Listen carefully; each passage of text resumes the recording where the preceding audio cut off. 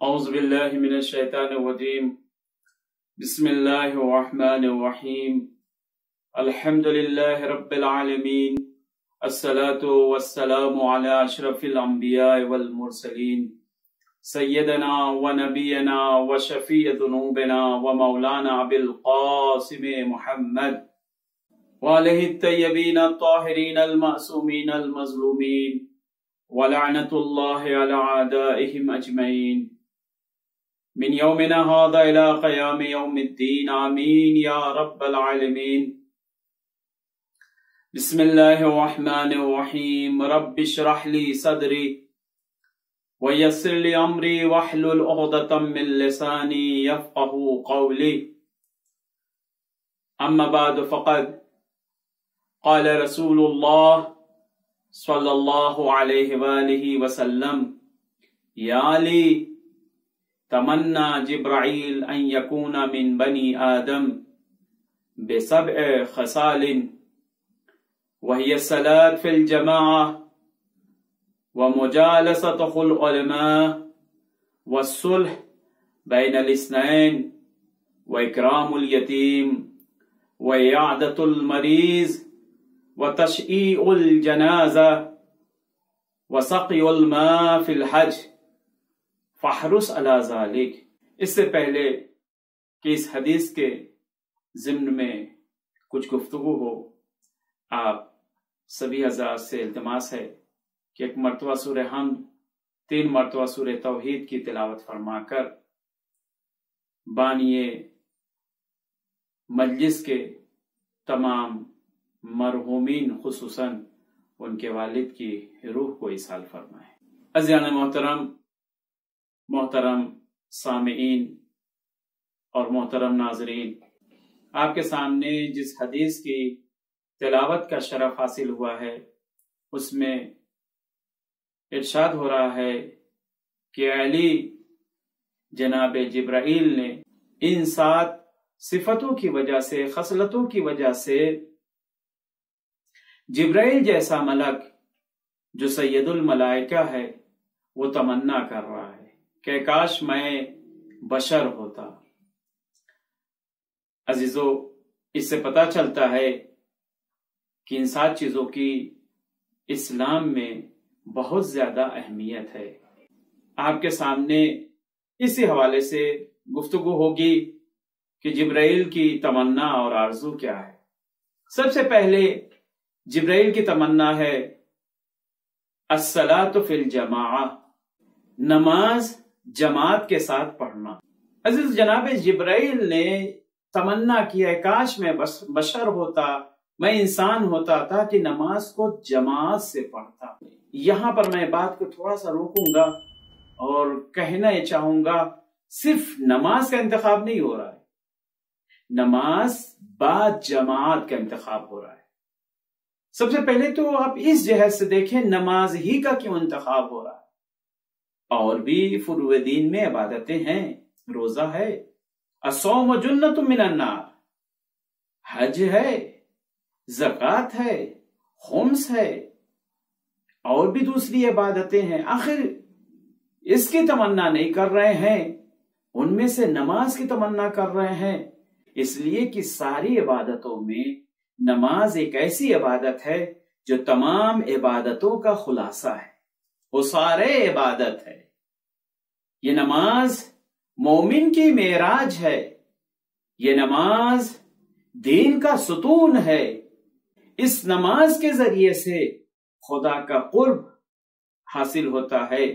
یہ نماز ایک ایسی عبادت ہے کہ جو انسان کو برائیوں سے روکتی ہے۔ اسی بنا پر معصومین نے ارشاد فرمایا ہے کہ نماز کو ہلکا نہ سمجھ، جو بھی نماز کو ہلکا سمجھتا ہے ہم اس کی شفاعت نہیں کریں گے۔ توجہ کیجیے گا، نماز کو ہلکا نہ سمجھنا ورنہ ہماری شفاعت نہیں ہوگی۔ تو دوسری طرف یہ بھی ارشاد ہوا ہے کہ ہمارے شیعوں کو اگر پہچاننا ہے، ہمارے شیعوں کا امتحان لو۔ کیسے امتحان لو؟ نماز کے وقت دیکھو یہ نماز کس طرح سے پڑھتے۔ اول وقت خیال کرتے ہیں نماز میں یا نہیں؟ اور اسی بنا پر ہادیان اسلام کو دیکھ لیجئے آپ، جنگ ہو رہی ہے، جنگ صفین جیسی جنگ ہو رہی ہے، لیکن مولا علی علیہ السلام تلوار بھی چلا رہے ہیں اور بار بار آسمان کی طرف دیکھ۔ ایک مرتبہ ابن عباس نے سوال کر لیا، مولا میدان جنگ میں یہ بار بار آسمان کی طرف کیوں دیکھ رہے ہیں؟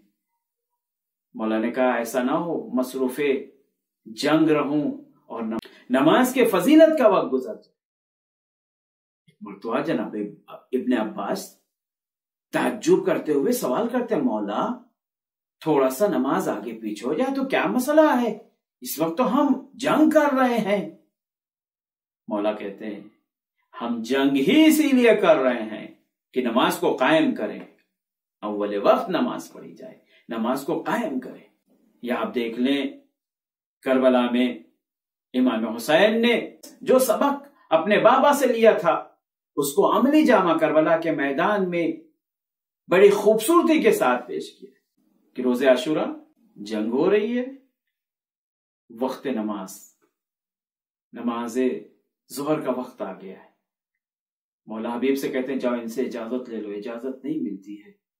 مولا نے کہا ہم نماز پڑھیں گے، اور ایسے نہیں جماعت کے ساتھ پڑھیں گے، ان تیروں کی بارش میں پڑھیں گے۔ اور امام نے دو بہت بڑی قربانی پیش کی ہے۔ تو عزیزو، جناب جبرائیل تمنا کر رہے ہیں کہ کاش میں بشر ہوتا، تو صرف نماز کی تمنا کر رہے ہیں؟ نہیں عزیز، صرف نماز پڑھنا نہیں ہے، ہمیں نماز پڑھنا ہے، اور ایسی نماز پڑھنا ہے کہ جس نماز کو ہم نے اہمیت دی ہو، ہلکا نہ سمجھا ہو۔ تو یہی چیز کافی ہے کہ ہم اہمیت دے کر نماز پڑھیں، اس کے سارے شرائط کو، اس کی ساری چیزوں کا خیال کرتے ہوئے۔ کہا نہیں صرف نماز پڑھنا، اہمیت دینا کافی نہیں ہے، اول وقت نماز پڑھنا ہے۔ اگر ہم اول وقت نماز پڑھتے ہیں یہ کافی ہے؟ کہا نہیں، اول وقت کے ساتھ ساتھ صحیح قرائت کے ساتھ نماز پڑھ رہے ہیں، معلوم ہوا ہماری قرائت ہی صحیح نہیں ہے، صحیح قرائت کے ساتھ ہمیں نماز پڑھنا ہے، سارے حروف کا خیال کرتے ہوئے، ان کے مخارج کا خیال کرتے ہوئے ہمیں نماز پڑھنا ہے، یعنی قرائت ہماری صحیح ہونی چاہیے۔ تھوڑا توجہ کیجیے گا۔ اور پھر کیا یہی کافی ہمارے لیے؟ کہا نہیں، نماز ایک ایسی عبادت ہے کہ سارے اعمال کا دار و مدار اسی پر ہے۔ اگر یہ قبول، سارے اعمال قبول، اگر یہ رد کر دیے گئے تو سارے اعمال رد کر دیے گئے جائیں گے۔ بس ہمیں نماز پڑھنا ہے، اہمیت دے کر پڑھنا ہے، اول وقت پڑھنا ہے، ایسی پڑھنا ہے کہ جس کی قرائت صحیح ہو، سارے مخارج کا خیال کیا گیا ہو، اور اس طرح سے پڑھنا ہے کہ یہ قبول ہو جائے تاکہ بقیہ اعمال ہیں وہ بھی قبول ہو جائیں۔ تو اب کیا جائے تو کیا کیا جائے کہ یہ ساری صفتیں ایک جگہ آ کر جمع ہو جائیں۔ تو اسی لیے کہا گیا ہے اگر کوئی نماز جماعت کے ساتھ پڑھتا ہے، اگر کوئی نماز جماعت کے ساتھ پڑھتا ہے تو اس نے ان ساری چیزوں کو ایک ساتھ جمع کر لیا ہے۔ اگر جماعت سے نماز پڑھ رہا پس اس نے اہمیت دی ہے نماز کو، اسی لیے تو جماعت سے پڑھ رہا ہے۔ جماعت معمولاً عام طور سے ہر جگہ اول وقت ہوا کرتی ہے۔ کوئی اگر نماز کو جماعت کے ساتھ پڑھ رہا ہے یعنی عام طور سے وہ اول وقت نماز پڑھ رہا ہے۔ اگر کوئی نماز جماعت کے ساتھ پڑھ رہا ہے تو عزیزو یہ قرات کے صحیح ہونے اور نہ ہونے کا مسئلہ حل ہو جاتا ہے۔ کیوں؟ اس لیے کہ امام کی قرات اس کے لیے کافی کفایت کرتی ہے، امام کی قرات اس کے لیے کفایت کرتی ہے، لہذا صحیح قرات کے صحیح ہونے اور نہ ہونے سے بھی بچ گیا۔ اور اسی طرح سے اگر نماز کو جماعت سے پڑھا جائے تو روایتوں کے مطابق اگر کسی ایک کی نماز قبول ہو گئی تو سارے کے سارے کی نماز قبول کر لی جاتی ہے، سب کی نماز کو قبول کر لیا جاتا ہے۔ یا جماعت کے ساتھ نماز پڑھی جائے تو نماز قبول کر لی جاتی ہے۔ تو عزیزو معلوم ہوا اگر نماز جماعت کے ساتھ پڑھی جائے تو ایسے کمال پر پہنچتی ہے، ایسی خصوصیتوں کے ساتھ ہو جاتی ہے کہ جبرائیل جیسا سید الملائکہ تمنا کرتا ہے کاش میں بشر ہوتا تاکہ نماز کو جماعت سے انجام۔ یہ تو پہلی صفت۔ دوسری چیز کہ جس کی وجہ سے جناب جبرائیل یہ تمنا کر رہے ہیں کاش میں انسان ہوتا، بشر ہوتا، وہ ہے علماء کی ہم نشینی۔ علماء کے ساتھ اٹھنا بیٹھنا کتنا زیادہ فضیلت کا حامل ہے کہ جبرائیل جیسی ذات اس کی تمنا کر رہے ہیں۔ روایتوں میں دیکھتے ہیں کہ علماء کے ساتھ اگر ہم نشینی اختیار کرتے ہیں تو اس کی فضیلت کیا ہے، اس کا ثواب کیا ہے۔ جناب ابو ذر روایت کرتے ہیں کہ رسول اسلام نے ارشاد فرمایا، علماء کے ساتھ 1 گھنٹہ اٹھنا بیٹھنا 1000 شب کی شبیداری سے بہتر ہے۔ ایسی شبیداری کہ ہر شب میں اس نے 1000 رکعت نماز پڑھی ہو اور ختم قرآن کیا ہو۔ جناب ابو ذر نے جب یہ فضیلت سنی ہے تو ایک مرتبہ تعجب سے سوال کیا، علماء کی ہم نشینی اتنی فضیلت کا حامل ہے، اتنی زیادہ فضیلت کا حامل ہے کہ ختم قرآن سے افضل ہے؟ رسول اسلام نے کہا، تم تعجب کر رہے ہو، علماء کے علمی گفتگو کرنا، دین کے بارے میں معلومات حاصل کرنا، یہ 12,000 ختم قرآن سے افضل۔ اسی طرح سے ایک دوسری جگہ جناب ابو ذر نے رسول اسلام سے روایت کی ہے، کیا فرماتے ہیں کہ علماء کے ساتھ گفتگو کرنا، دین کے بارے میں باتیں کرنا، یہ 1 گھنٹہ 1 سال کی عبادت سے بہتر ہے۔ ایسا سال کہ دن میں اس نے روزہ رکھا ہو اور رات میں عبادت میں گزارا۔ یا امام رضا علیہ السلام ارشاد فرماتے ہیں کہ خدا کی رحمت نازل ہو، اللہ رحمت نازل کرے۔ دیکھیے دعا ہے اور امام رضا علیہ السلام کی دعا ہے کہ خدا رحمت نازل کرے ایسی محفلوں پر، ایسی مجلسوں پر، ایسی نشستوں پر، ایسے جلسے پر کہ جہاں پر ہمارے امر کو زندہ کیا جائے، یعنی گویا جہاں پر علمی گفتگو ہو، دین کی بات ہو، جہاں پر حلال و حرام سیکھنے کی بات ہو، قرآن کے سیکھنے کی بات ہو، ایسی مجلسیں، ایسی نشستیں، ایسی علماء کے ساتھ ہم نشینی اتنی زیادہ فضیلتوں کی حامل ہے، اتنا زیادہ ثواب رکھتی ہے۔ آخر وجہ کیا ہے؟ کیوں علماء ربانی کے ساتھ جب کوئی اٹھتا بیٹھتا ہے تو اس کی بصیرت میں اضافہ ہوتا ہے، اس کے علم میں اضافہ ہوتا ہے۔ جب بصیرت میں اضافہ ہوتا ہے، جب علم میں اضافہ ہوتا ہے تو اس میں جذبہ پیدا ہوتا ہے کہ ایسا کام کرے کہ جس سے خدا خوش ہوتا ہے، ایسے کام سے نفرت کرے جس سے خدا ناراض ہوتا ہے۔ یہ علمی مجالسیں ہیں کہ جس کی وجہ سے انسان میں علم پیدا ہوتا ہے۔ جب علم آتا ہے تو جہل دور ہوتا ہے، جب علم آتا ہے تو نور اور روشنی پھیلتی ہے، اور جب روشنی پھیلتی ہے تو وہ ماحول نور کی طرف جاتا ہے، اور جب ایسا ماحول ہو جاتا ہے تو ملائکہ جبرائیل جیسا ملائکہ تمنا کرتا ہے، اے کاش میں بشر ہوتا تاکہ اس طرح کی نشستوں میں شرکت کرتا۔ جناب جبرائیل کی تیسری تمنا ہے 2 کے درمیان صلح کرانا، وَالصُّلْحُ بَيْنَ الْإِثْنَيْنِ۔ بات کو واضح ہونے کے لیے میں کہنا چاہوں گا کہ دیکھیے اسلام اصلاً اختلاف کو، جھگڑے اور لڑائی کو کسی بھی طرح سے پسند نہیں کرتا ہے۔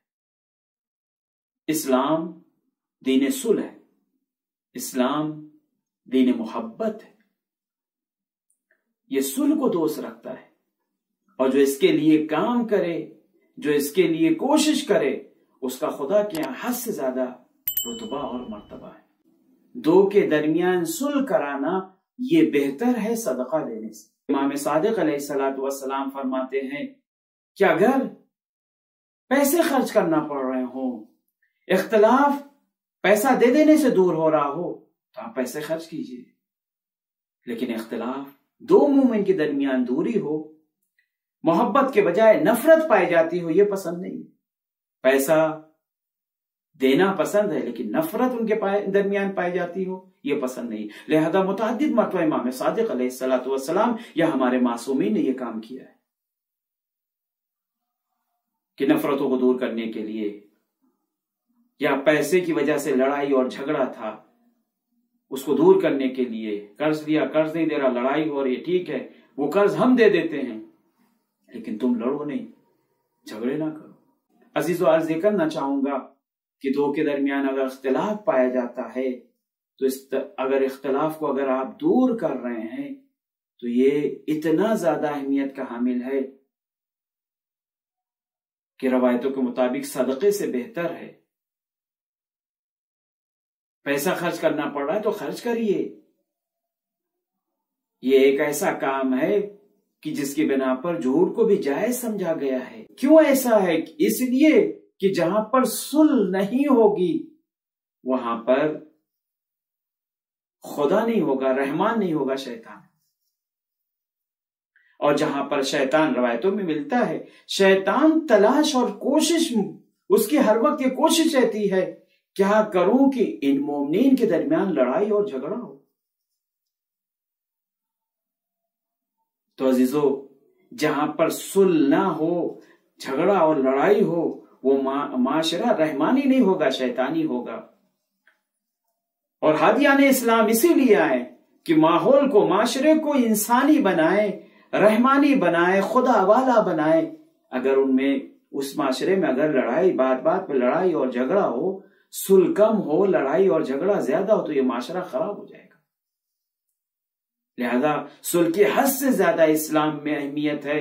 اسلام دین اسلام ہی صلح کا دین ہے۔ لہذا جناب جبرائیل جیسا ملک تمنا کر رہا ہے کاش میں بشر ہوتا، تاکہ جو لڑائیاں پائی جاتی ہیں اس لڑائیوں کو میں دور کرتا۔ لہذا آپ دیکھ لیں،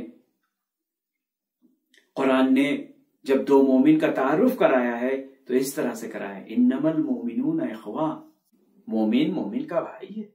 جب ایک مومن دوسرے مومن کا بھائی ہے تو یہ زیب نہیں دیتا مومن کے ایک بھائی کو کہ دوسرے بھائی سے لڑائی اور جھگڑا کر کے رہے۔ یا اسی طرح سے مولا علی علیہ السلام ہے، اس دنیا سے جا رہے ہیں، جب آپ نے وصیت کی ہے تو اس وصیت میں ایک جملہ یہ بھی کہا ہے، جس طرح سے کہا ہے کہ دیکھو میں جا رہا ہوں لیکن یاد رہے کامیابی کا سب سے بہترین راز کیا ہے؟ تقویٰ ہے، اللہ سے ڈرو، سب ہر کام خدا کے لیے۔ اگر ترقی چاہتے ہو تو ترقی کے لیے دوسرا کام ہے کہ اپنی زندگی کو ٹائم ٹیبل کے ساتھ، نظم کے ساتھ گزارو۔ اور پھر فرماتے ہیں دیکھو اگر دو کے درمیان جھگڑا پایا جاتا ہے تو اس کو صلح میں بدل دو، اس لڑائی جھگڑے کو صلح میں بدل دو۔ یہ تمہارا کام مستحب نماز اور مستحب روزے سے افضل ہے۔ کتنی زیادہ اہمیت ہے اسلام میں صلح کی۔ اسی بنا پر جناب جبرائیل تمنا کرتے ہیں کاش میں بشر ہوتا۔ رسول اسلام فرماتے ہیں اے علی، 7 چیزوں کی وجہ سے جناب جبرائیل نے بشر ہونے کی تمنا کی، ان میں سے چوتھی اکرام الیتیم ہے، یتیم کا خیال کرو، یتیم نوازی، یتیم کے سروں پر شفقت کے ہاتھ پھیرنے۔ اسلام میں یتیم نوازی کی طرف حد سے زیادہ تاکید کی گئی، تقریباً قرآن میں 24 مرتبہ اس حوالے سے گفتگو کہ یتیموں کا خیال رکھو، یتیموں کے سرپرست بن جاؤ۔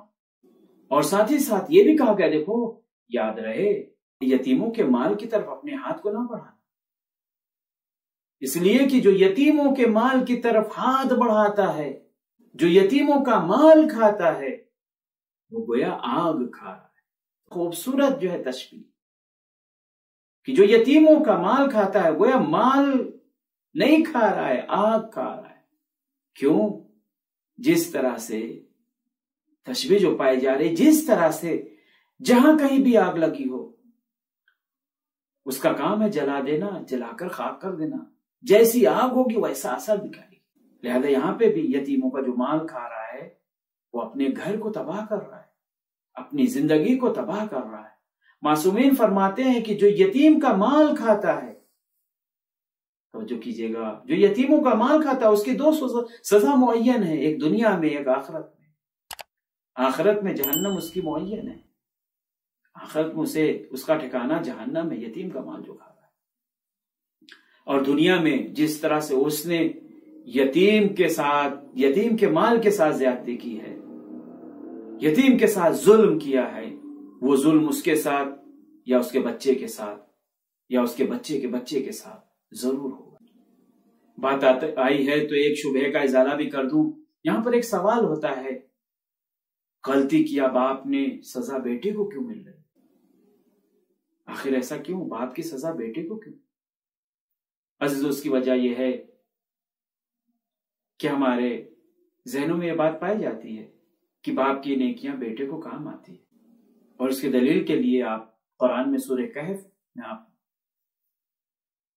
شاہد اور مثال کے طور پر دیکھ سکتے ہیں کہ جب جناب خضر نے دیوار کھڑی کی ہے اور جناب موسیٰ نے اعتراض کیا ہے کہ شہر والے تو عجیب تھے، آپ کو پوچھے نہیں، آپ نے یہاں پر دیوار کھڑی کر دی۔ جناب خضر نے فرمایا، دیکھو اس زمین کے نیچے کچھ مال ہے یتیم بچوں کا، جن کے والدین نیک تھے، دفن کر کے گئے، خدا چاہتا ہے یہ مال ان تک پہنچے۔ دیوار گر گئی ہے، اگر ایسے ہی رہی تو یہ مال ان تک نہیں پہنچے گا، مال کشف ہو جائے گا، نہیں پہنچے گا، میں دیوار اس لیے کھڑی کر رہا ہوں۔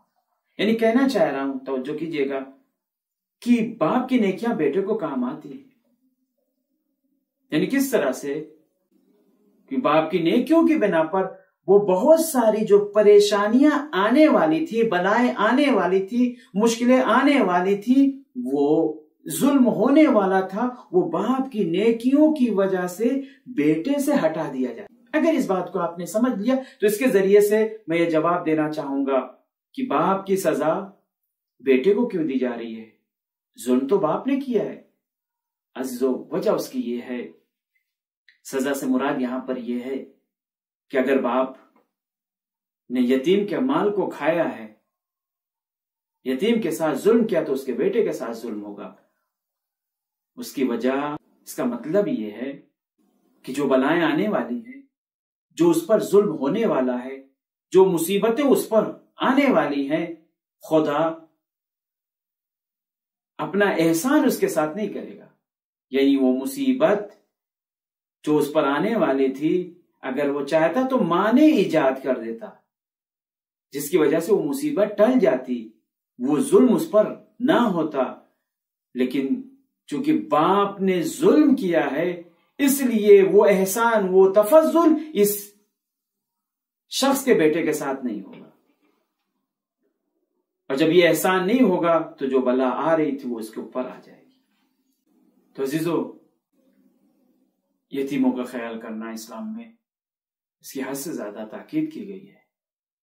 اس بنا پر جناب جبرائیل تمنا کر رہے ہیں، کاش میں بشر ہوتا تاکہ یتیموں کا خیال کرتا۔ جناب جبرائیل کی 5ویں تمنا مریض کی عیادت کرنا۔ اس سے پتہ چلتا ہے کہ مریض کی عیادت کرنے کا حد سے زیادہ ثواب۔ روایتوں کے مطابق جو مریض کی عیادت کرتا ہے، توجہ کیجیے گا، جو مریض کی عیادت کرتا ہے اس نے خدا کی عیادت کی۔ تو جو کر رہے ہیں، کتنی بڑی بات میں کہہ رہا ہوں۔ حدیثوں میں ملتا ہے کہ محشر میں خدا سوال کرے گا، میں مریض ہوا تھا، تو نے میری عیادت کیوں نہیں کی؟ مرتبہ بندہ کہے گا، خدایا تو تمام نقائص سے منزہ ہے، تجھ میں تو کوئی کمی نہیں پائی جاتی، بیماری تو جسم کا تقاضا ہے، تو جسم نہیں رکھتا، پھر تو کب بیمار ہوا تھا کہ میں تیری عیادت کرتا؟ فلاں بیمار ہوا تھا، کہا، جواب دے گا، جی ہاں فلاں بیمار ہوا، تو پھر تو نے اس کی عیادت کیوں نہیں کی؟ اس کی عیادت کرنا، میری عیادت کرنا۔ تو جو کر رہا ہے، کسی مریض کی عیادت کرنا یعنی خدا کی عیادت کرنا ہے۔ خدا اس عمل کو خود سے منسوب کرتا ہے۔ کتنی اہمیت کا حامل ہے مریض کی عیادت کرنا۔ یا اسی طرح سے روایتوں میں، حدیثوں میں آیا ہے کہ جب کوئی بندے خدا کسی مریض کی عیادت کے لیے نکلتا ہے تو 70,000 ملائکہ اس کی ہمراہی کرتے ہیں، اور ساتھ ہی ساتھ اس کی مغفرت کی دعا کرتے ہیں، اور یہ جب تک مریض کے پاس رہتا ہے اس کے اوپر رحمت نہ. جب انسان کوئی مریض ہوتا ہے تو اسے خدا کا قرب حاصل ہوتا ہے، لہذا کہا کہ یہ خدا سے قریب ہے، اس کے اوپر رحمت نازل ہو رہی ہے. اسی لیے کہا گیا مریض کہ اگر طبیعت صحیح ہو تو اس سے کہو، اس سے التماس کرو ہمارے لیے دعا کر. تو عزیزو کہنا یہ چاہ رہا ہوں، مریض کی عیادت خدا کی عیادت جیسی ہے. تو یہاں پر جناب جبرائیل جیسا ملک تمنا کر رہا ہے، اے کاش میں بشر ہوتا تاکہ اپنی زندگی کا شعار ہی یہ بنا لیتا صرف مریضوں کی عادت کرنا. جناب جبرائیل کی تمناؤں میں سے ایک تمنا تشییع جنازہ کی ہے کہ تشییع جنازہ میں وہ شرکت کریں. امام باقر علیہ السلام ارشاد فرماتے ہیں کہ ایک دن جناب موسیٰ نے مناجات کی، خدایا یہ بتا جو تشییع جنازہ میں شرکت کرتا اس کا ثواب کیا ہے، اس کا اجر کیا ہے؟ تو جواب آیا، اللہ اسے ایک فرشتہ عطا کرے گا جو اس کی ہمراہی کرے گا میں قبر سے لے کے محشر تک.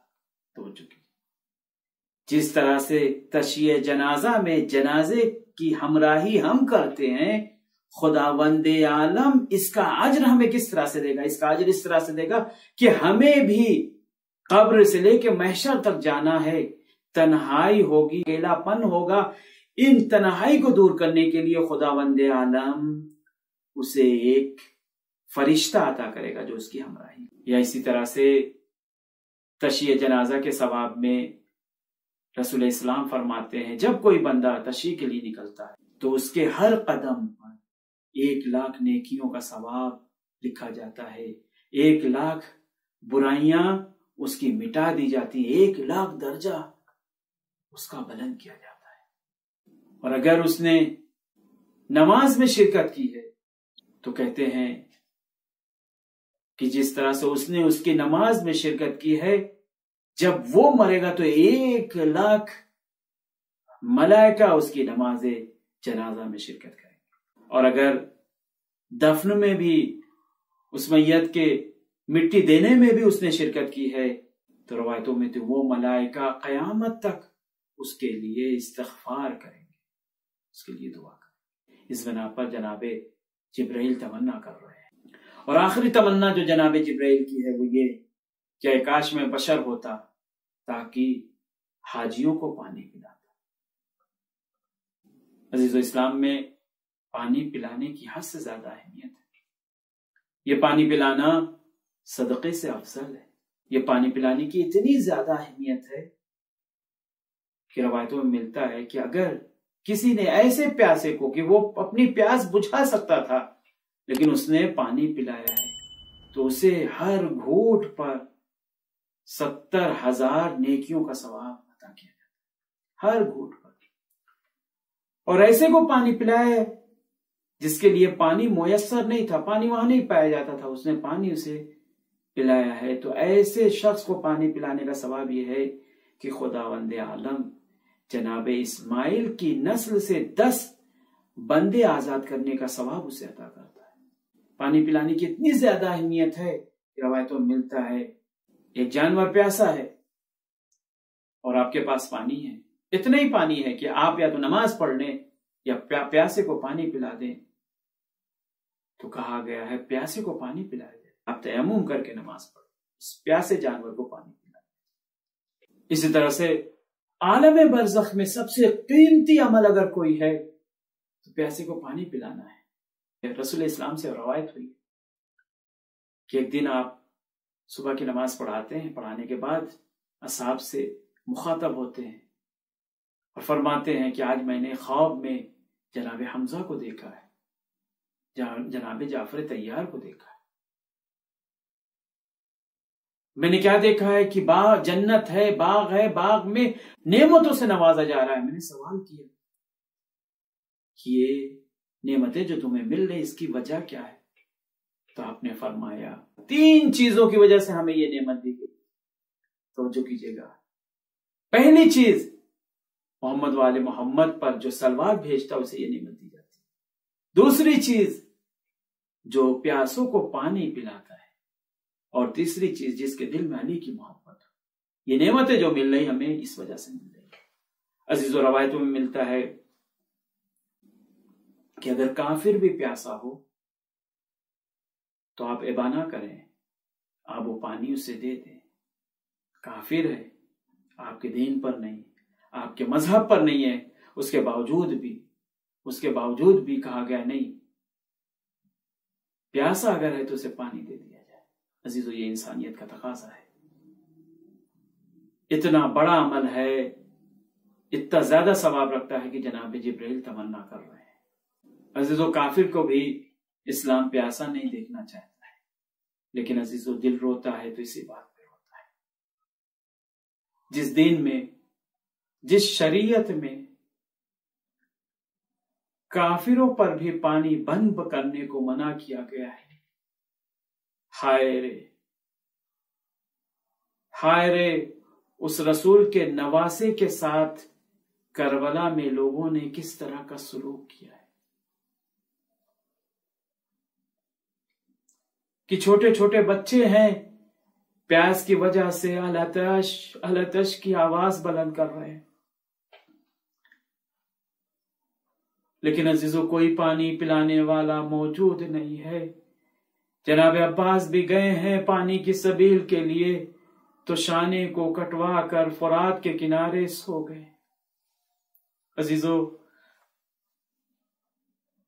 ایک بیٹی کی خدمت میں اس کے باپ کا پرسہ پیش کرنا ہے. میرا دل کہتا ہے کہ آئیں کائنات کی سب سے بڑی خاتون، کائنات کی سب سے بڑی بیٹی فاطمہ زہرا سلام اللہ علیہا کی خدمت میں ان کے باپ کا پرسہ پیش کریں. کائنات میں عزیزو بہت ساری بیٹیاں ملتی، حد سے زیادہ اپنے بابا کو چاہتی تھی. ان بیٹیوں میں ایک بیٹی ہیں حضرت معصومہ سلام اللہ علیہا. عزیزو بیٹی کو پرسہ پیش کرنا ہے، نا باپ کا پرسہ پیش کرنا ہے. ایک بیٹی ہے جو مدینے میں ہے، حضرت معصومہ سلام اللہ علیہا. اس کا باپ بغداد میں قید خانے میں ہے. عزیزو عجیب قید خانے کی زندگی ہے. بعض روایتوں کے مطابق 14 سال کی زندگی قید خانے میں گزر گئی ہے. ذرا تصور تو کیجئے کہ حضرت معصومہ جیسی بیٹی ہیں، امام موسیٰ کاظم جیسا باپ ہے، کس طرح سے بیٹی کا دل باپ کے لیے تڑپتا ہوگا، اور اسی طرح سے باپ کا دل بیٹی کے لیے کتنا تڑپتا ہوگا. مختل لکھتا ہے کہ جب کوئی بھی بغداد سے آتا تھا حضرت معصومہ پہلے پہنچ جایا کرتی تھی، میرے بابا کی خیر تو ہے. عزیزو ایک بیٹی کا اور تذکرہ کرنا چاہتا ہوں جس کا کم تذکرہ ہوتا ہے، کہ جب یہ بیٹی یتیم ہو جاتی ہے اور مولا کو خبر ملتی ہے کہ میرا بھیا مسلم مارا گیا ہے. جب جناب امام حسین کو خبر ملتی ہے میرا بھیا مسلم مارا گیا ہے، تو ایک مرتبہ جناب زینب کے ذریعے سے مسلم کی یتیمہ کو بلاتے ہیں، قریب بٹھاتے ہیں، سب سر پر شفقت کے ہاتھ رکھتے ہیں اور صندوقچے سے 2 بالیاں، چھوٹی چھوٹی بالیاں نکال کر کانوں میں پہناتے ہیں. جناب مسلم کی یتیمہ نے یہ کیفیت دیکھی، دل تڑپ گیا. خیریت تو ہے، کیا میں یتیم ہو گئی؟ ایسا سلوک تو یتیموں کے ساتھ کیا جاتا ہے. ایک مرتبہ امام حسین نے کلیجے سے لگائے، ہاں بیٹی تیرا بابا مارا گیا ہے، لیکن آج سے گھبرانا نہیں، اگر تیرا بابا نہیں تو میں حسین موجود ہوں. عزیزو گریا ہوا ہے. جہاں پر امام مسلم کی یتیمہ کے ساتھ اس طرح کا سلوک کر رہے تھے وہیں پر سکینہ موجود تھی. یہ منظر بیٹھ گیا ہوگا یتیموں کے ساتھ. جب کوئی یتیم ہو جائے جب کوئی بیٹی بچی یتیم ہو جاتی ہے تو اس کے سر پر محبت کے ہاتھ پھیرے جاتے ہیں، اسے بندے پہنائے جاتے ہیں۔ عزیز و سکینہ بھی یہی سوچتی تھی، اگر میرا بابا قتل کر دیا گیا تو کوئی بات نہیں ہے، چچا ہوں گے یا دوسرے لوگ ہوں گے آگے بڑھ کر یہ دلاسا اور تسلی دیں گے کہ گھبراؤ نہیں، ہم موجود ہیں۔ عزیز و اسی تصور کے ساتھ سکینہ ہے، اسی تصور کے ساتھ سکینہ کربلا آ گئی۔ ہاں عزیزو، روز عاشورہ بھی آ گیا۔ عصر عاشورہ کے نزدیک ایک آواز بلند ہوئی، الا قد قتل الحسین بکربلا، الا قد ذبح الحسین بکربلا، حسین کربلا کے میدان میں شہید کر دیے گئے۔ عزیزو، اب سکینہ ہے جو انتظار میں بیٹھی ہوئی ہے، اب کوئی آئے گا جو میرے سر پر شفقت کے ہاتھ رکھے گا، اب کوئی آئے گا جو میرے کانوں میں بندے پہنائے گا۔ عزیزو، انتظار کرتی رہی، کوئی نہ آیا۔ ہاں عزیزو، میں کہتا ہوں، جملے کو بدلتا ہوں اور یوں کہتا ہوں، لوگ آئے ہیں، ہاں ہاتھ بڑھے ہیں، سکینہ کے سر کی طرف ہاتھ بڑھے ہیں، لیکن شفقت کے لیے نہیں، چادروں کو چھیننے کے لیے ہاتھ بڑھے ہیں۔ عزیزو، سکینہ کی کانوں کی طرف ہاتھ تو بڑھے ہیں لیکن بندے پہنانے کے لیے نہیں، بندوں کو چھیننے کے لیے۔ مقتل کا بیان ہے، جناب سکینہ کے کانوں سے جو بندے چھینے گئے، اتنی بے دردی کے ساتھ ایک شکی نے بندوں کو چھینا ہے کہ کانوں سے خون جاری ہو گیا۔ جناب سکینہ نے آواز دی، چچا، بابا، میری مدد کو آئیے۔ ہاں عزیزو، ایک بیٹی کی خدمت میں پرسہ پیش کرنا ہے، اس کے بابا کا پرسہ پیش کرنا ہے۔ میرا دل کہتا ہے کہ بی بی زہرا سلام اللہ علیہ کے ذریعے سے بھی دو چار جملے ہو جائیں کہ ہاں عزیزو، ایک بیٹی ہے، باپ اس دنیا سے جا رہا ہے، باپ بیٹی کے پاس موجود ہے۔ اسی اثناء میں ایک سائل دروازے پر آ کر سوال کرتا ہے، میں مسافر ہوں، مجھے ملاقات کرنا ہے رسول سے، اگر اجازت ہے تو گھر میں آ جاؤں۔ جناب فاطمہ زہرا کہتی ہیں، نہیں، میرے بابا مریض ہیں، کسی اور وقت میں آنا۔ سائل چلا جاتا ہے، تھوڑی دیر بعد پھر آواز دیتا ہے۔ جناب فاطمہ زہرا کہتی ہیں، میرا بابا مریض ہے، کسی اور وقت میں آنا۔ تھوڑی دیر کے بعد پھر ایک مرتبہ دق الباب ہوتا ہے، لیکن اس بار جو آواز دیتا ہے، آواز میں اتنا زیادہ درد ہوتا ہے کہ جناب فاطمہ زہرا کی آنکھوں سے آنسو جاری ہوتا ہے، ایک قطرہ رسول اسلام کے رخسار پر گرتا ہے۔ بیٹی، میری زندگی میں رو کیوں رہی ہو؟ میرے بعد تو تم کو رونا ہی رونا ہے۔ بابا، نہیں معلوم، دروازے پر ایک مسافر آیا ہے جو بار بار کہہ رہا ہے کہ مجھے ملنا ہے، میں منع کر دے رہی ہوں، لیکن اس بار اتنا درد تھا اس کی آواز میں کہ مجھ سے برداشت نہ ہوا۔ ایک مرتبہ رسول اسلام نے کہا، بیٹی پہچانا یہ کون ہے؟ یہ وہ ہے جو لوگوں کی روحوں کو قبض کرتا ہے، اسے اجازت کی ضرورت نہیں ہوتی ہے، یہ تیرے گھر کا شرف ہے کہ ملک الموت بغیر اجازت کے داخل نہیں ہوتا ہے۔ دل اسی بات پہ روتا ہے، جس گھر پر، جس دروازے پر ملائکہ بغیر اجازت کے نہیں آتے تھے، ہائے رسول کے بعد گھر کے دروازے پر آگ و لکڑیوں کا ڈھیر لگا دیا گیا، دروازہ جلتا رہا، دروازے کے ساتھ بیوی کا جسم بھی جلتا